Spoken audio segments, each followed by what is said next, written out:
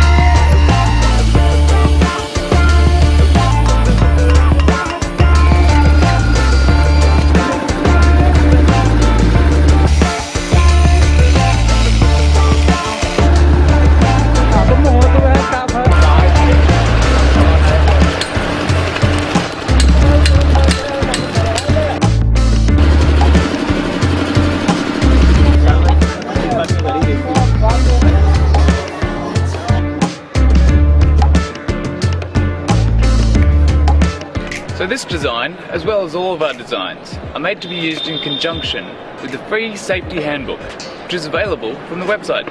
It's just down there. Hey, what did you think of the video? Please let us know down below in the comments. And please don't forget to like and subscribe so you can see more of what Patrick's doing in India. You can go and visit playgroundideas.org, which has 150 designs and all the resources that you need to build an awesome playground. And lastly, we've got a ton more videos to watch, so check them out here.